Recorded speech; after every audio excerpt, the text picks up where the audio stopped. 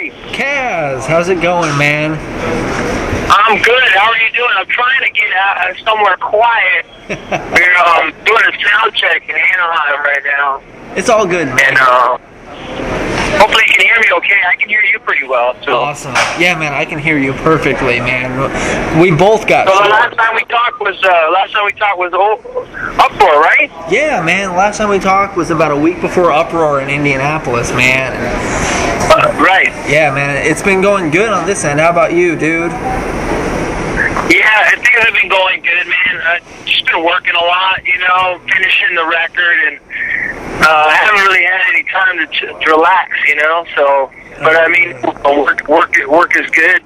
I can't complain. I shouldn't complain. Awesome, man. I'm here in Indianapolis. You were here not too long ago with Icon for Hire, man.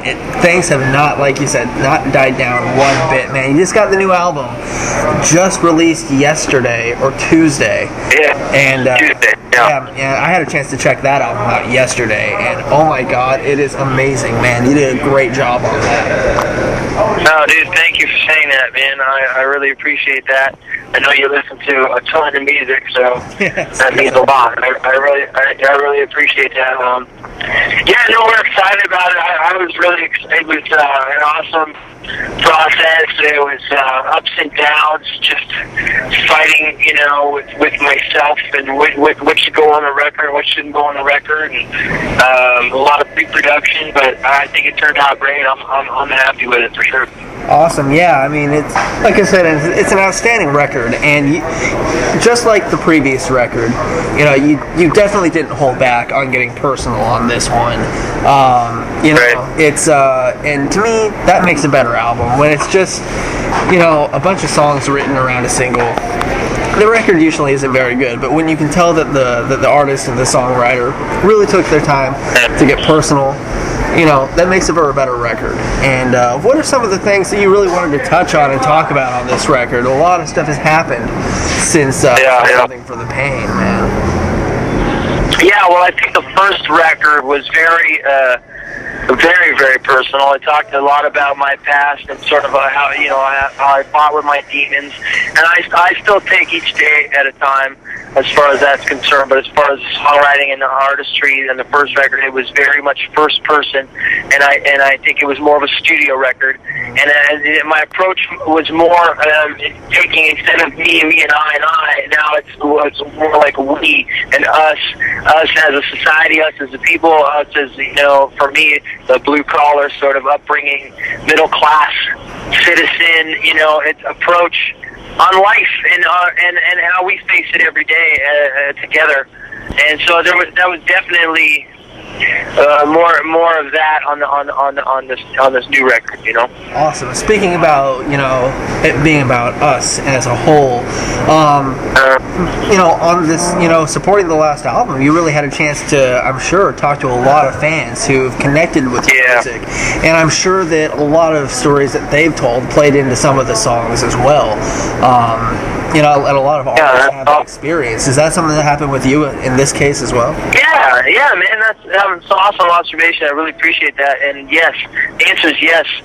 Because we're at the stage when in our first record where we're able to really have some close encounters with our fans and be on the ground floor, connecting with them and hearing their story and how our music and my story touched them. And in a way, it was just sharing information.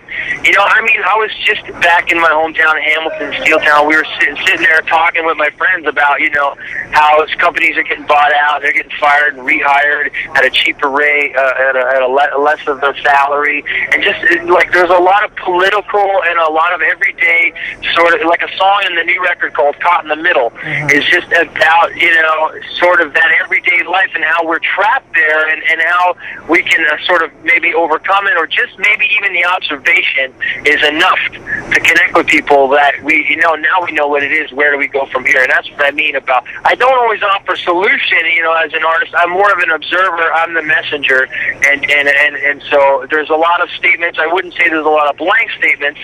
There's a lot of very definite statements, and sometimes I offer my opinion. You know, it is my music, it's my heart, and you know, there's a whole lot going on, I think, in the lyrics of this new record. There's a lot of imagery in it as well, especially the single "Born to Rise," which is outstanding. Speaking on what you just talked about, man, it's almost like this is a statement record. You know, it's about a lot of stuff that's going on right now, whether it be political, social, you know, with fans, with you. In a lot of ways, it's like, and maybe you haven't thought about it this way, you're almost giving support to people as well, because people who are going through things, they're dealing with a lot of crap right now, they listen to this record and, you know, it's like they can connect because somebody else is going through it, somebody else sees it my way, you know, and they feel a little bit of support there too, because they don't feel alone in whatever they're going through. Yeah, no, I think for me, Reggie, the connection I have as a fan is very much that. The bands that I love right now, and also the bands that I grew up on, Rage Against the Machine, and you know, up to now it's like Rise Against. I mean, there's angst in their lyric, and I feel that because I've struggled to do what I love to do, and struggled to sort of fall between the cracks in order to not have to be, you know, this robot that we're fed so much information. And I mean, we could sit here and talk for days about it. At the end of the day, it's about connecting with people with the music first, and then, you know, sometimes I don't always try to put the message out there in layman's term now, because I want my fans to be able to, in the club, when they hear my stuff, it's not for everybody. It's not just, you know, it's everyday music, but there's also an inside thing there that I think, you know, people can connect with deeper, and hopefully it'll last in their CD player or their computer longer than just, you know, breezing through singles, that they'll listen to the album for what it is. It's front to back, 11 songs, you know, that, you know, we're put together on purpose. So there's definitely a landscape, and I hope that people have the you know, what am I looking for here? The time to sit down and listen to a 35-minute record these days. We're in such a single market where people don't have attention span. Or attention span is what I was going for. So for me, it's like I'm guilty of it too. Okay, so when I listen to songs now, I listen to them a few times and see, okay, man, let me sit with this. Let me see where he was going with that. And so that's, as an artist, that's what we can only hope for, is that people give us a chance and listen to our record front to back, you know? That's the way it's supposed to be, too. I mean, like you said, we're in a single-driven society now, but the way albums were originally written was to be listened to from front to back, because the whole thing tells a story, you know, and sometimes it takes a couple times to get that story listening to it. But that's another thing to me that makes a great album, is one that tells a story from front to back, start to finish, you know, that gives a good story, not just, you know, a story, but one of hope, and that everything's going to be okay in the end. And I think that people really pick up on that from your music, and it's cool. You know, last year was busy with festivals, Rock on the Range, Uproar, all of that stuff, which I saw you at both of those last year. And this year, it's been just a lot of touring, not a lot of festivals, but a lot of touring. And what's it been like touring this year? Last year you toured and did festivals, you had the, you know, something for the pain out. This year you're touring while you got new music ready to come out. It hasn't come out until, you know, just now. What's the life been like on the road for leading up to this record?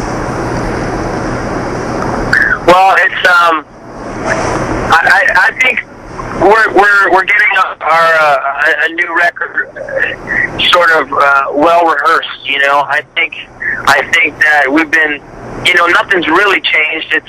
We still have a great foundation and great fan base, and we're super thankful for that. We worked really hard for that, and you know, so for me, this new record is taking what we learned from 2 years of touring the first record, you know, writing and producing a record that works better in a live situation, because to me it's about bringing it to people and having that live experience, and the record is actually capturing that experience on tape.